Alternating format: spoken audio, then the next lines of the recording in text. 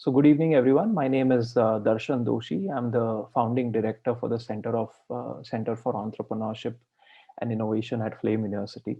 Amongst many initiatives, this is one initiative which we launched as a response to COVID. And COVID has changed the world. 9 months ago, it kind of blindsided our society. It caused a lot of panic in the early days of March, April, May. But as the months have gone by, we've kind of become a little bit more familiar. We've become better at it, at dealing with it, and the ambiguities and the uncertainties.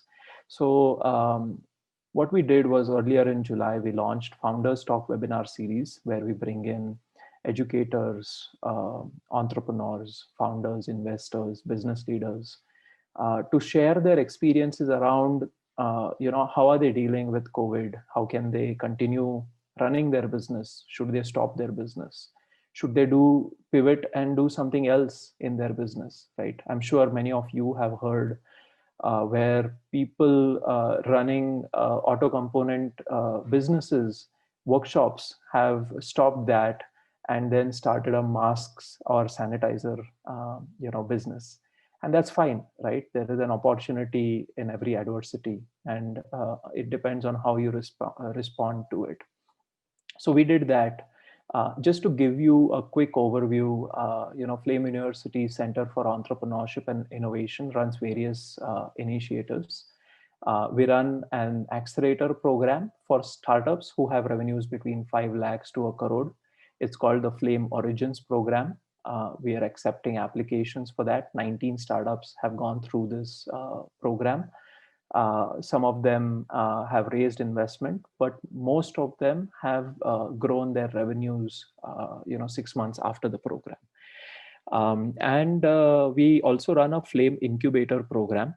This is open to the undergrad, postgrad students of Flame University, alumni of Flame University, but we also opened it out for students from other universities. And we have 67 participants from across the world who are participating.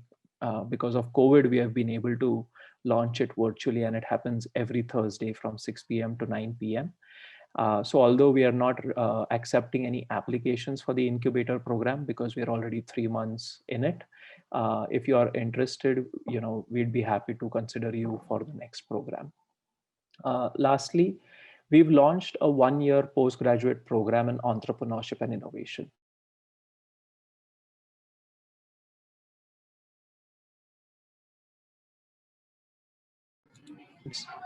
Who come from various backgrounds. A couple of them are CAs, engineer, BBA, BA, a couple of guys coming from family business backgrounds. So, we've got people who have joined this 1-year program to either launch a new business, grow their existing business, or they want to be a part of the family business, but don't want to run that same business, want to launch something else using the resources of that business. And so today's topic is essentially related to that, which is, family businesses contribute roughly 73% of total GDP across India. That's a huge amount, right? It's expected to increase over the years. So while we might say, well, there are large companies, there are MNCs, but family businesses tend to contribute a large part of our economy, and not just in India, but around the world. So we wanted to focus a session and bring in an expert who has actually done the research himself around two topics, right? Dr. Amarpreet Singh Gura, I've known him. He's part of our faculty member in entrepreneurship department at Flame University, who's very, very strong in research. He's done his research on corporate innovation within family businesses, and also how family businesses can think about growing, diversifying, transitioning across generations, right? So very few people actually go through, talking to the relevant people, doing the research, coming up with analysis, publishing white papers, publishing in world-class journals. And so we have today with us Amarpreet Singh Gura. I want to thank you for joining us and spending an hour in the evening. But before we go into the session, I also want to make a last announcement. We are accepting applications for the one-year postgraduate program in entrepreneurship. We've received a few. We've interviewed a few. So if you know or if you are interested in the program, you should look at it right away. You can go to flame.edu.in under applications. You'll find all the information in the chat box. My colleague Madhuri would have shared some more details if you're interested or anyone you know may be interested in it. Now, that being said, the way this session is going to work, we are going to run on Zoom, which means it's dependent on internet connectivity. We may have some background noise, kindly excuse that. And if any of us drops, please be rest assured within a couple of minutes, we'll be up and running. So stay put. We want this session to be interactive. There'll be a Q&A box. Feel free to add comments, add your thoughts, your experiences, your questions, so that Amarpreet can make this session more useful to you. If you are coming and attending this session, we want each one of you to take at least one insight away, right? So it depends on you as well. And then, as I understand, Amarpreet is going to walk us through frameworks. So I think his presentation will be roughly 20 to 30 minutes. I have some questions to just prime the conversation. But then if you put in your questions, I'll bring them to Amarpreet and he will do the best job to try and answer those questions for you. So just a formal introduction of Amarpreet. Dr. Amarpreet Singh Gura is a professor for entrepreneurship at Flame University. He was a postdoctoral research fellow with IIM Calcutta. His research work has been accepted for publication in journals like Worldwide Hospitality and Tourism Themes, Marketing Mastermind, Journal of Entrepreneurship and Innovation in Emerging Economies, IIM Calcutta, among others. He's written a lot of case studies, which have been published by the IIMs, by Harvard Business Publishing, and many others. So here's a person who actually enjoys researching. I've known him to really enjoy the research. He's very curious about how things works. And then he tries to analyze and compile it into a consumable format. And then he teaches based on that research. So I really respect that research-based teaching more than anything. So Amarpreet, all over to you. And if there's anything else I can do, please let me know. Sure. So thank you, Darshan, for the introduction. And before I share my screen, I just wanted to give out a background as to why this topic has been chosen. And I wanted to link this to the previous founders talk, what we had done. So I'll begin with saying good evening to one and all. And I'll thank Darshan for inviting me for the second time to this Founders Series initiative, what has been taken by the Flame University. And I'm delighted to speak to the audience. And before I start on sharing my thoughts related to the exact topic, which was overcoming family business troubles to grow across generations, I just wanted to wish that all of the audience and their near and dear ones are safe at the moment. And before I get into the topic, I just wanted to share a minute to understand and talk my perspective on the current situation of COVID. And if we all understand COVID-19 crisis, is amongst the worst health and economic crisis what we all must have seen across in 1 century, with unprecedented negative consequences for the output, for the jobs, for the well-being. It has dented almost every aspect. If you look at the world order, you look at the global supply chains, you look at the labor, you look at the capital movement across the globe. I mean, we've seen it denting every aspect. But the good news is, uh, including the world economies, and I'll especially focus on the Indian economy, The good news here is the Indian economy has started showing signs of going back to normalcy now. And this has come after some easing of restrictions, which we have seen in regular intervals. And the good part here is that I was looking at trends across different types of business ownerships. And that's where I was delighted when I saw the way Indian family managed businesses took some of the initiatives which has been, to my knowledge, been done for the first time in the time of crisis. To be specific, if I talk about Dabur as a family managed company, or I talk about RPG Group, the way they focused on saving and emphasizing the human capital and the well-being of employees, I believe they've come up with real novel ideas this time. And these ideas were simple but were very impactful. Some of the ideas were, the groups went an extra effort or an extra mile to arrange for a doctor on call for the employees working from home, psychological counseling for the employees, having online meditation, fitness sessions for the employees working from home, virtual team lunches. I mean, these were some things which, I mean, coming from an Indian family managed business, it was something very delightful. And this is where you get a sense that, yes, uh, Indian family businesses have a huge potential. In fact, we'll talk about how the coming or the current 21st century is all about the family businesses. So we'll talk about it. I'll now share my screen, and I thought I'll just share and start the session by just having a quick poll, so that we then get a fair idea as to who my audience is. And then I take it up and I build it up from there. So we'll just have a quick poll being done now. So I want you guys to look at these four options.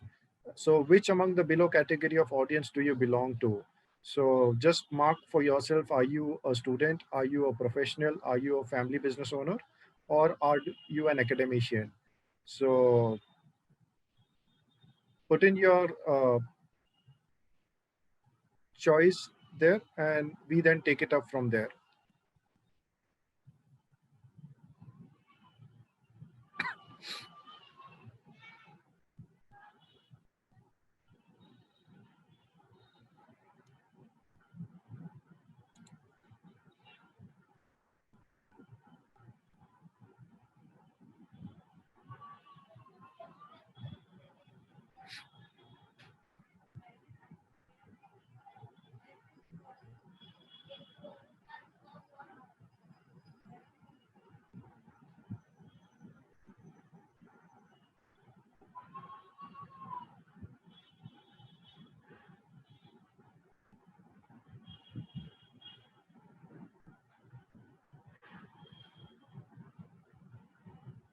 So I hope you all have put in your choices there, and we would just look at the results.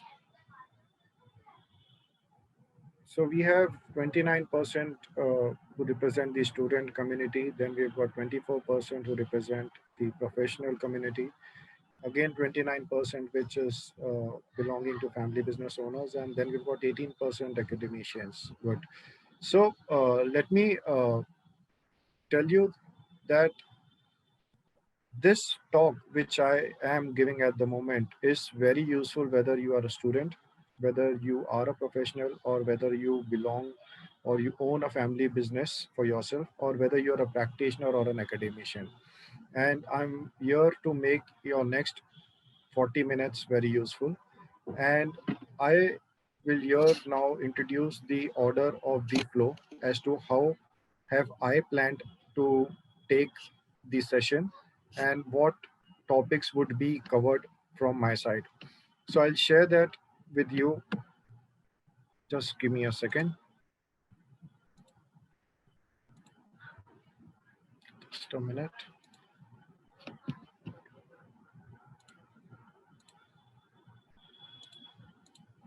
Okay, I'll just share this slide. Fair enough. We are done. Okay. So this is where the webinar content for next 40 minutes is going to be. So I'll first introduce you that why have we chosen this topic, and I will link it to the earlier webinar, especially the founders talk what we had given out. And we'll continue from there, and I'll give you linkages as to why this particular topic was selected. And then I'll talk about one of the most important aspects, which talks about how do family run businesses manage resiliency. And we'll talk about it, why do you need it, and what are the ways one should look at to get this part of resiliency. Then next comes in odd 5 minutes, I'll talk about and introduce a topic which says how or what does it mean to professionalize your family firm. And after that, I'll talk about something which is really important, and I'll take up a small case of an Indian leading family business uh, who actually adopted the family charter. And we'll talk about it that when we talk about professionalizing, it is more about not only for the people within the company, it is also for the stakeholders, the customers, who see us as professionals. But when we talk about the family charter, there are specific aspects and specific benefits about what a family charter is, and how can the people from the family and how can the family members and the business both can gain out of it. We'll talk about it. And the last part is where I would be talking about, since we are looking at managing the family businesses across generations, how could looking at a perspective of entrepreneurship or corporate entrepreneurship could help you to unlock a lot of values for your business. So that's what we would be focusing on, and that's where I'll be talking for next odd 35 to 40 minutes.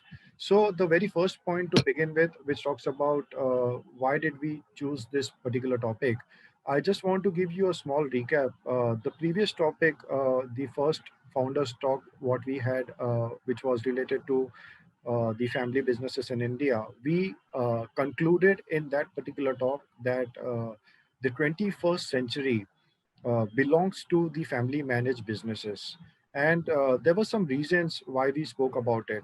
And I'll talk about those empirical reasons that why do we say that family businesses, are uh, where you should be when it comes to 21st century. So I recall one of the data points being shared with you guys in the earlier webinar. I'll just recall that. It said that people look at family firms with some data points saying that uh, approximately 30% of family businesses would make up to a second generation ownership, and 10 to 15% would make it up to, let us say, the third generation, and let us say 3 to 5% people say that they would family businesses would make up to the fourth generation. Now, this is what people know about family businesses. I don't deny the numbers what I just shared with you. Those are real numbers. Those are published numbers.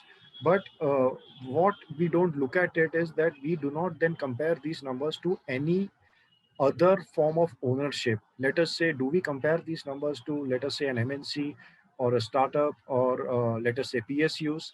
Now, that's where the real wisdom lies. When you compare these numbers with different forms of ownership.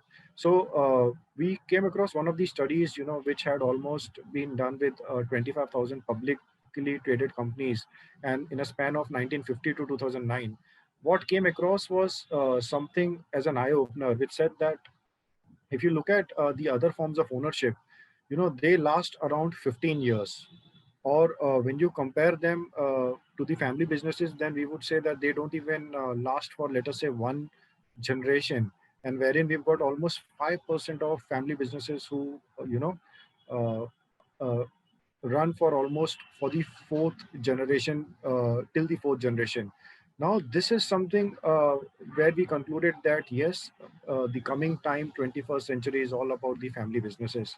And we looked at a couple of other points too, that why are we talking about 21st century and why are we linking it to family businesses. I'll build on this and I'll give you a couple of other factors to look at. So let us say, if you look at the previous last century, companies confronted opportunities, or they won battles at the market front, primarily on the factor of size. And you look at public companies, they had a clear advantage in the last century because of the scale economy what they had, and the ability to raise capital. But when you look at the environment today, so when you look at the 21st century environment for any kind of business, especially family businesses or startups, there's something which is common and open to all of them. uh, if you look at the business today, every business has to struggle for their very own survival because of the intense competition around. All of us has to go through slower growth. At the same time, there are lower returns, and at times there are negative returns too. And there are more frequent economic crises coming up. Who talk? He even predicted this current crisis we are going through. So in the new world, when you look at it, the new world order, public companies, have started losing their dominance overall. And if I talk about with specific GDP figures, we've got some facts from the American economy, and that's what we also see at the Indian context also, that the assets for the public companies have almost fallen over 50% over the quarter of the 20th century. So that's related to their workforce, that's related to the assets, the GDP when compared to. So for family businesses, the story is rather a bit different, and the qualities often associated with the family firms, that were considered to be handicapped in the previous century, somehow have become a competitive advantage today. So it's a very powerful source of advantage, provided one works and develops on the same very carefully. So, given the potential,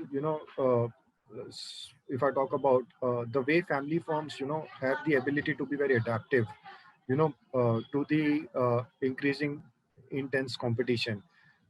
Family businesses have the opportunity to achieve a sustainability in areas when you talk about talent, when you talk about investments, because major of them don't work, on the borrowed funds. They work on their own funds. Uh, uh, Understanding the reputation, because for them, it is not about the firm, it is about the coming generations who would join the firm. Looking at the organization, and looking at the the rapid response to manage complex situations, and looking at the governance. Now when you look at these factors, this gives a clear image that 21st century would belong to family businesses. And I looked at a very recent research coming up, and we looked at it. It said, if one deep dives to understand what has actually made the family businesses sustain for a longer period of time, we came across a very interesting fact with one of the recent published papers, which spoke about two different mindsets. It says that family businesses are able to sustain for a longer period of time for a simple reason, that there are two different mindsets being seen among the promoters. So I'll introduce those mindsets, both the mindsets, and then I'll build over which one is to be used, and I will correlate to the 4 points which I've mentioned as the content for today's talk. So if you look at it, the characteristics of a family business, and we're talking about especially a scenario in the Indian context. If you look at it, the family businesses would have investments, and they look at long term perspective when they build relationships, and when they put in investments. And they would not be worried about a quarter to quarter comparison or a year on year comparison. No, they would look at it from the generational point of view, that how can the next generation who would come in would benefit out of this investment being made. So this gives them a very long term horizon, which is not been seen in a MNC or maybe a startup, because for them it's more of managing a quarter to quarter or a year on year growth. So the second characteristics is, they build talent in select individuals. They carry lower debt. They try to build more financial stability when compared to the other forms of organizations, the ownership structures we looked at it.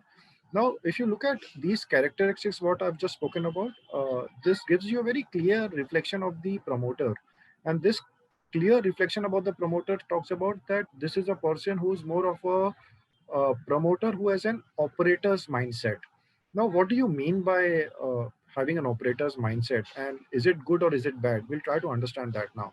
So, if you look at operator's mindset, it basically talks about it is being formed by a specialized sort of knowledge which has been passed down from generations to generations. So let us say the first generation of the family business, transferred this special knowledge to the second generation, and then it was being transferred to the third generation, and so on. So those with this mindset, which is called as an operator's mindset, would diligently, they would look at all the aspects of the operations of the business, and the mindset is deeply embedded, in the cultures of most of the family companies and the family members, which is that if you want to be important in the company and the family, you have to be good at the operations now. So even though there are other family members also who's joined the business, the same family business, but if you want to gain popularity, you should know the operations in and out. Now, if you look at this mindset, it has some advantages and some disadvantages too. So the very first advantage what we saw here is that it gives you a better understanding of the way operations have been taken care of. It has helped you to sustain for so many years, and at the same time, it helps you to make some investments, but in the same area where you guys have been operating.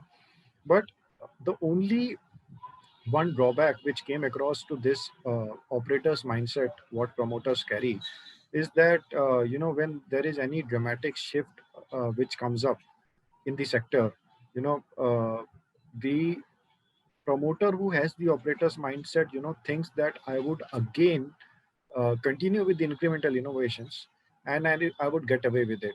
But because of the dramatic shift happening at the sector or the industry level, one fails to understand that you are trying to, do innovations at those traditional practices and the traditional products which is not going to work out for you guys.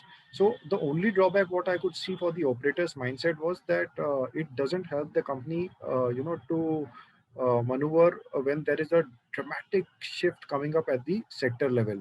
So what is needed, to actually cross this particular disruption or this particular change at the sector level, what comes in? So we came across that there's something called as an owner's mindset. Now, how do you differentiate an owner's mindset with the promoter's mindset? I mean, very simple.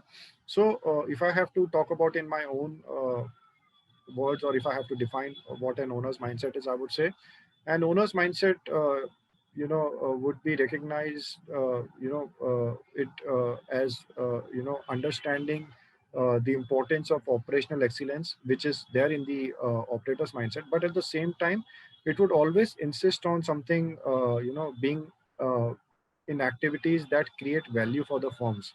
And how do you do that? By focusing on some areas such as financial, social, reputational, or relational terms. And according to the key value of the promoter, the owner mindset would always, ask, make him ask some questions such as, uh, where are we creating value? Uh, what should we invest, our finance and human capital into? And how do we develop leaders, and the organization with the right culture? So when you look at this as a mindset, this is a constant thinking among the promoter, which allows him to think beyond the existing operations, and this gives the firm a clear edge to succeed when they see some disruption coming at the sectorial level, which the firm easily takes up. So this is where I will try to link up that if one talks about having managing resiliency among the family firms, or when you talk about professionalizing, or when you talk about a family charter or a need or the benefits of the family charter, or unlocking value to corporate entrepreneurship, the very first thing you need to look at it is that you from now need to look at something called as owner's mindset and not an operator's mindset. So with this, I'll start the very first top the core area or a dimension where you should look at so that you could manage resiliency among the family farms. So this is what I'll introduce now. So before this, I'll just talk about one common myth what I have seen among people. So the moment people talk about this term family business, the very for them it connotes something, it's a small or it's a mid-sized company, with a local focus, or maybe they say this is a firm which is for sure is going through crisis when it comes to succession. This is exactly what people think about, but that's not what the reality is. And that's what we'll talk about it, that what is that research what we came across, and where we also contributed, which talks about how family firms manage resiliency. So according to the BCG, that is the Boston Consulting Group, one of the analysis which was done on the family firms, which says, firms like Walmart or Samsung, or we talk about the Indian context, the Tata Group, or when you look at Porsche as a company, these firms, they look at contributing almost more than 30% of the companies across the world who have almost $1 billion of sales. So 30% of such organizations are family firms. And when you look at the conventional wisdom, that holds, which says that there is some unique power in the structure of the family businesses. And today I'll also talk about the resiliency part, and I'll also give you two classic examples of MNCs who actually adopt the practices of family managed businesses because they see a lot of value in it. And we'll talk about it coming it to the first point, wherein which talks about family firms. They are frugal in good times and bad times. Now if you look at it, what do you mean by this? So unlike many multinationals, when you compare their offices with the family firms, you would see a family firm would not have a very great audacious or a luxurious office. No, they would not have that. So what you mean by this, there's a deep meaning into this. It says that the easiest money earned is the money what has not been spent, or the money what you've saved.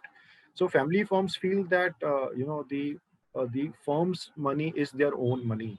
So that's why they're very cautious about when they spend money on a very luxurious office. So family firms are very clear that it is their own money, and as a result they simply do a better job of keeping their expenses always under control. That's number one. So family firms would enter the recession, or when they are hit by something like a crisis of COVID-19, let us say, because always their expenses are under control. They are always frugal, and they know how to manage the bad times. Second is they always keep their bar high when it comes to capital expenditures. Now, what we mean by this is very clear that family control firms, have a good sense when it comes to making up a capex investment. And the simple matrix what we came across in one of the papers was very clear, which says that do not spend more than what you earn. So let us say if you earn, let us say 1 billion, so see to it you do not spend more than 1 billion.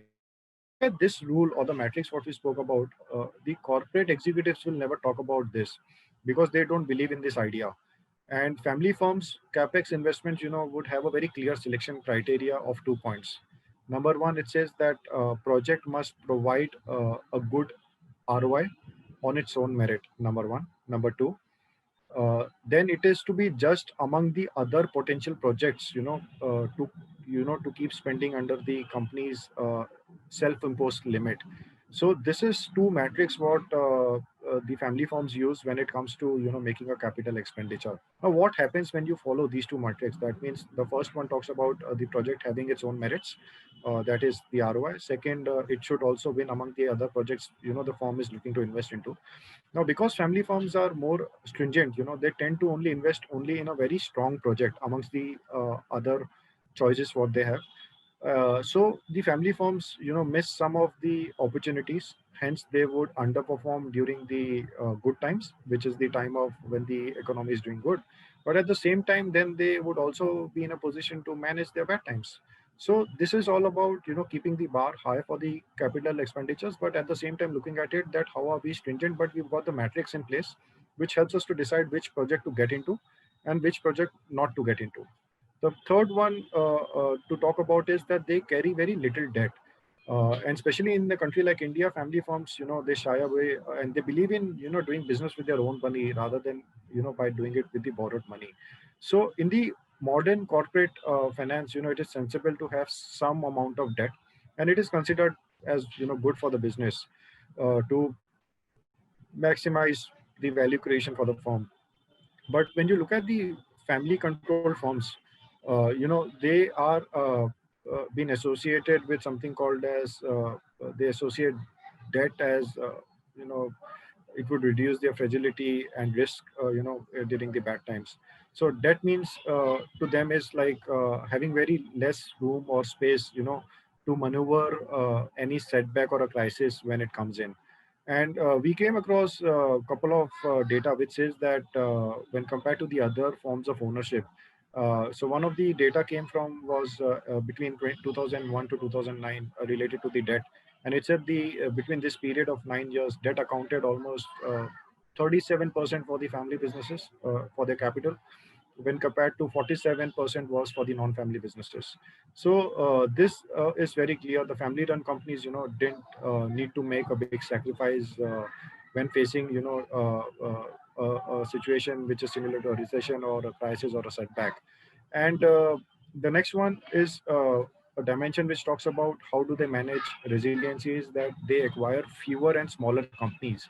And I've got a lot of Indian examples, and I'll explore this point with a current example of one of my companies what we've been researching for approximately last 5 years.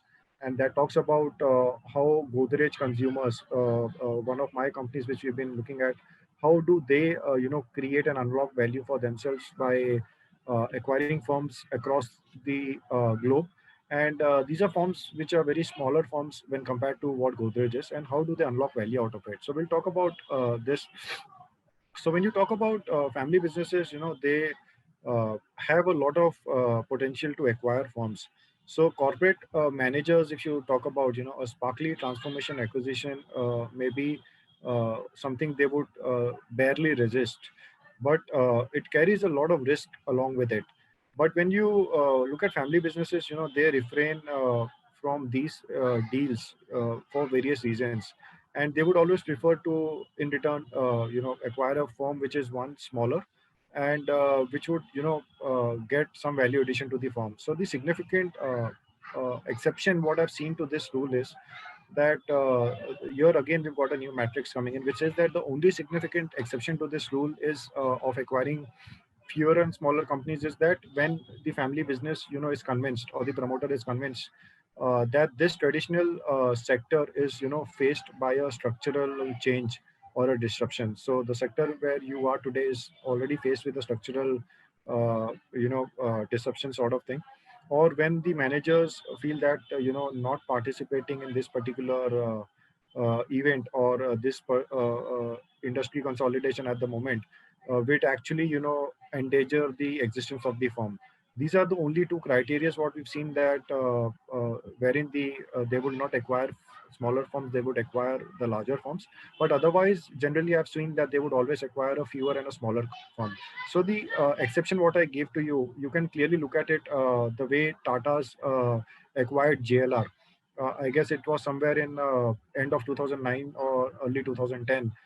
It was very crucial at that point of time for the existence of the Tatas overall to actually JLR, to acquire JLR because of the technology what they actually needed for their automobile sector to boom up. And today, if you look at the sales what Tatas have actually posted, and especially we're talking about the Tata Motors, it is only because of that acquisition being done at that point of time. So that's the only exception to this law of acquiring fewer and smaller companies. Otherwise, they would always look at acquiring firms which are smaller and which are fewer companies. So I'll talk about one of the examples of GCPL, which is Godrej Consumers Private Limited, and we wrote the very first case on it in the year 2015 by understanding how Godrej actually unlocked value and became the number one when it comes to hair dyes. And not only the hair dye in the powdered form, but they're also a company which could give a cream based hair dye in a country like India just for rupees 30, and which was actually giving a tough to MNC like in L'Oreal. So this actually happened by acquiring firms in South Africa. So this is what exactly Godrej did. So I'll just talk about this example, that how did Godrej actually looked at it. So in Africa, Godrej, looked at one of the leading companies called as Rapidol. So Rapidol was one of the leading brands, sorry, the firms in terms of uh, hair dye. And Godrej acquired this company, and they got their technology, what they had in India, which was a powdered form hair dye. They sent this to almost 9 countries in South Africa, 8 to 9 countries. And one thing where they did was they did not launch it under the brand name of Godrej, since they had already acquired Rapidol.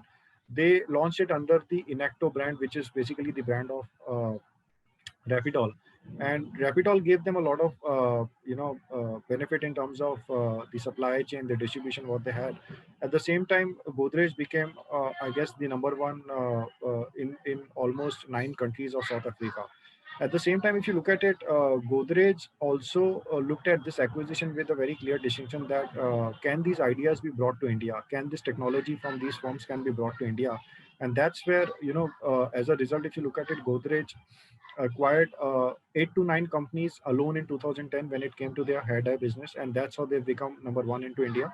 So they also acquired other firms, not only firms in South Africa, but they've all, which we spoke about Rapidol, but they've also acquired firms, I guess, in different parts of the world. One of the firms in Chile, a Chilean company, called as Nakinol, is a company which is into hair color business, and is almost among the leading companies in the world. And Godrej actually acquired this company, which was a Chilean company, and this gave Godrej to look at a calibrated approach, wherein L'Oreal was looking at creating a very high end product. Godrej thought, let us acquire these companies and actually look at the increasing consumptions of the consumers by giving them a product at a very cheapest cost, by looking at ways to import these technologies to India. And that's how Godrej managed to get fewer smaller companies importing their technologies to India, and giving value to the customers in India. So this was one of the ways they could actually be resilient. Uh, the number fifth point, what Sorry, I have. Amarpreet, we are getting some questions as well, and we are at 7:15. So I do Okay, want to use some time on Q&A. If you can just, move through a little faster, I I'll guess, do and that. we can make I'll few do that. questions take more. Sure. So Sorry. can I have more 5 7 minutes more? Absolutely. Sure. So Thank the next point what we had is that the way they manage resiliency through, what do you call, surprising level of diversification. So here I just want to share some insights with you that if you look at organizations like Walmart, who happens to be a family business, or let us say organization, these organizations have been, sticking to their own businesses by not being diversified. But at the same time, you look at organizations like Reliance, you look at organizations like Tata, you look at the RPG group. Now, these are firms, who've actually diversified over a period of time. And for them, the rule of the business is very clear, that do not keep all your eggs in the same basket. So that's another way to look at it when you talk about, managing resiliency. And then the last point when I want to talk about is, they have not only the intentions, but they also have the capacities to get into international market. And that's where you look at firms like India, firms like Tata from India, or look at Reliance, or look at Godrej. These are firms who are called as Indian MNCs, because they are basically from India, but they've actually captured a lot of economies by exporting their goods. So I'll conclude here just for this point by sharing you two examples. If you look at Johnson and Johnson's, number one, and when you look at Nestle, these points what I just spoke about, these 6 points, these are points wherein Nestle and Johnson and Johnson's, amongst the fewer MNCs what we looked at, actually get into these 6 points because they see a lot of value. So these 6 points are generally specific to family businesses, but Nestle and Johnson and Johnson's have actually looked at these points to create value for themselves. I'll introduce quickly something called as professionalizing the family firm as a concept, because that's a way for me wherein the coming generations, could create a lot of value. So a firm for me is, moves from a founder firm to a family firm, when they go through these broad phases of professionalization, which I'll talk about. So when you look at it, the very first phase, what I have here is something called as a product driven firm. So this is where we've mapped across the journey of firms that, how they move from, to get more from founder to a professionalizing firm. So product driven is the first phase. The company, I would define this phase as, the company brings a lot of products or service to the market, and at the same time is profitable, and it develops a product and management system to deliver the entity, is what I would classify this as. Second, I would say, to me, process driven is something wherein, the company starts working on processes. It puts methods and a lot of controls in place to raise the effectiveness and the efficiency. And the third one talks about, planning driven, which talks about the firm now has, matured, and the company is now getting into the planning mode to understand what is going to be the future. This is exactly what we spoke about, the owner mindset, what people should have. So you would talk about formalizing the operations. You would talk about, pinpointing newer areas of opportunity to understand where, more we could diversify. So this is one of the metrics which I had to share. And here I would like to have a small uh, poll with the students to understand that, where do you see your firm is into. So whether you guys are into the product phase at the moment, or you guys are into the process phase, or you guys are into the planning phase now. So a quick poll, and then I'll just quickly move to the second point, which talks about introducing a concept of family charter.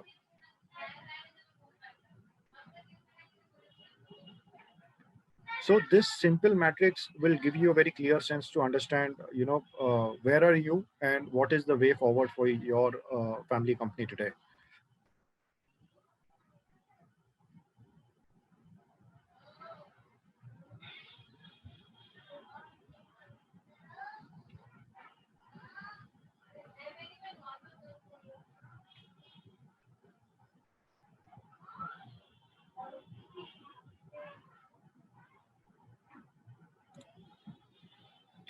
Till the time we have the poll coming in, I'll just stop the slide share mode so that students could actually comments.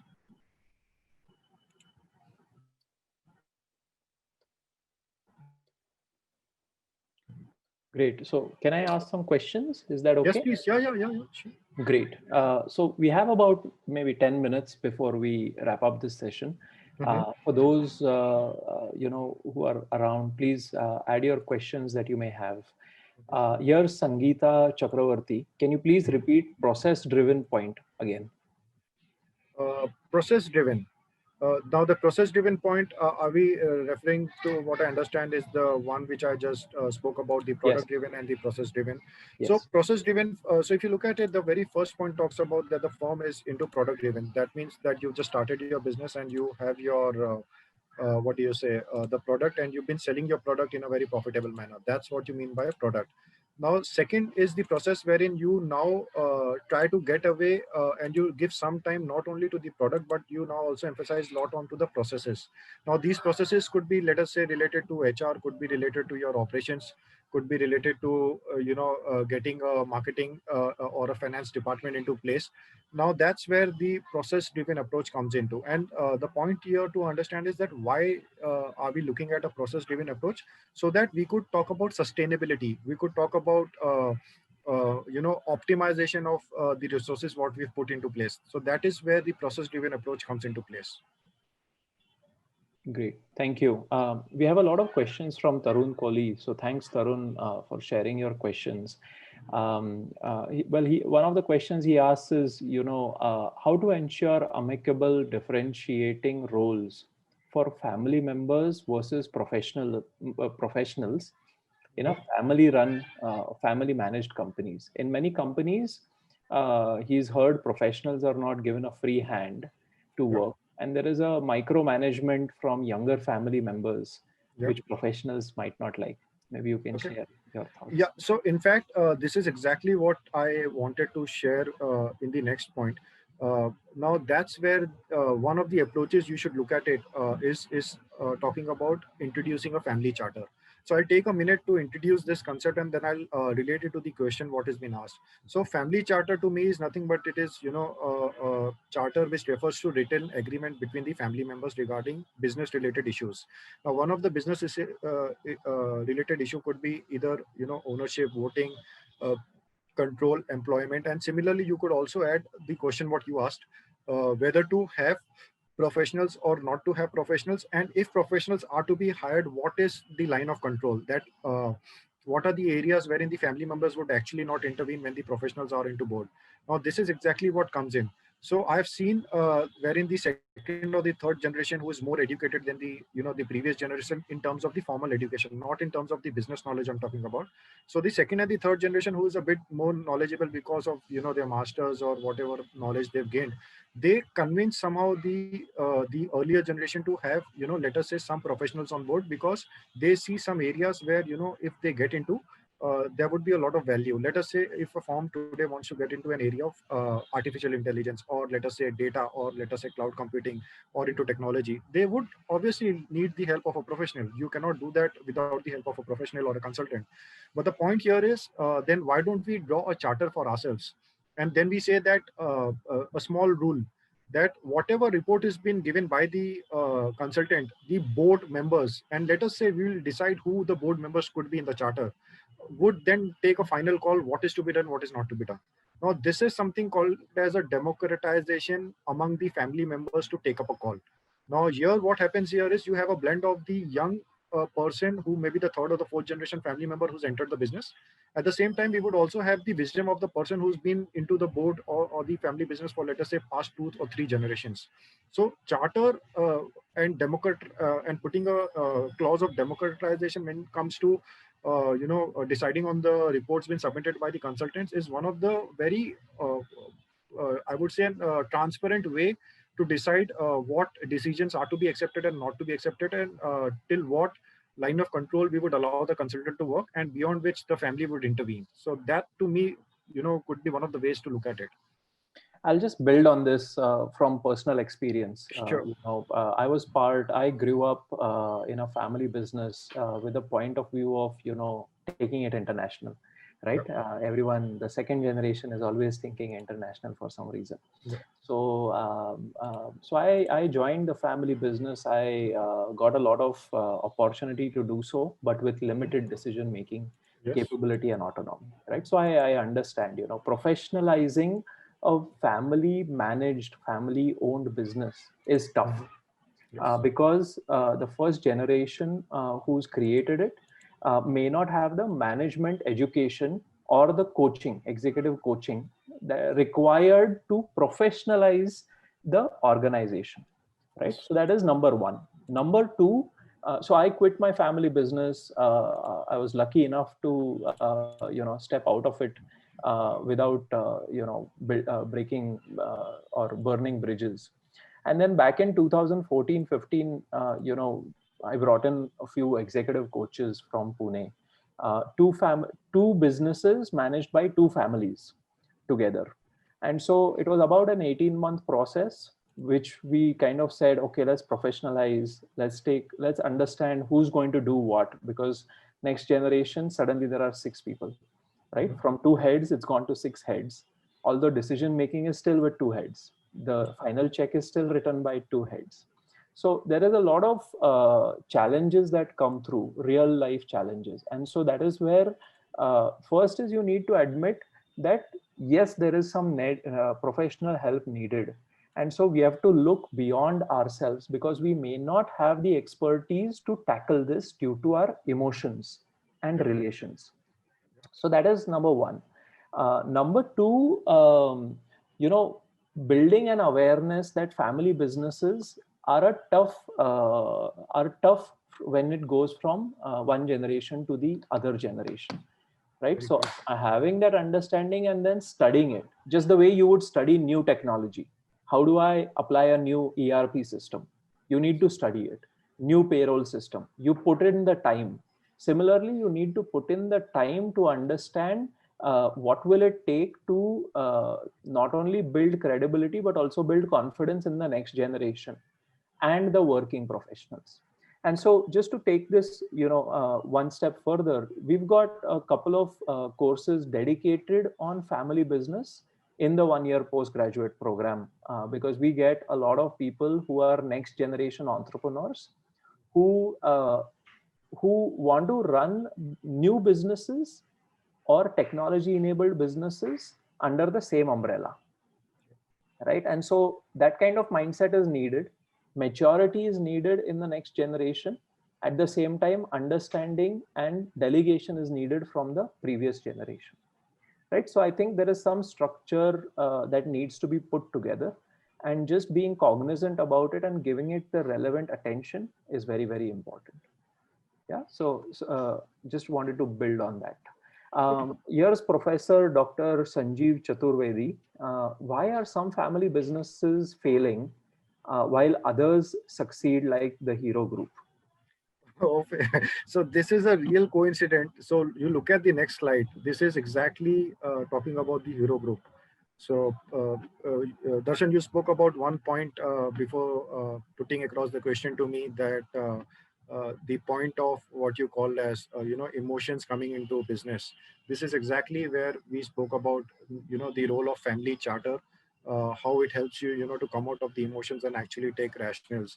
Now, one of the reasons to answer the question what you spoke about, that why are some family businesses succeeding wherein you see others not succeeding it. So I believe this slide itself answers the questions, that why or where is there the turnaround for the Hero Group actually started. So it clearly gives out that there were 4 families, and somehow the the alignment was not happening. So there has to be a base to align all the people in the family. So if you've got such a big group, the Hero Group in India, and they've got a big legacy. So getting all people on the same page, that's where the role of a family charter comes into play. And one of the biggest things for the family charter is that it helps you to get away from taking something called as emotional business decisions, which may not be good for the business but may be good for the family. So this is exactly one of the reasons I would say. And second reason to this is why some of the businesses are doing good is I've seen one trend. One of the examples I'll share, one of the cases we wrote on a company called as V Express with 256 warehouses in India, one of the leading logistics company today. One of the rules I've seen there is the company aligns a lot with different consultants to understand what are the the newer technologies coming in, and to understand that how is it going to impact my customers behavior. That's it. So these are smart companies. They don't get bogged down by the technologies coming in. No, they are very clear. They first understand what the technology is, and immediately understanding, is it going to add value to my customer or going to change the customer behavior? If yes, we will build around it. If no, we are not going to be bogged down with the technology coming in.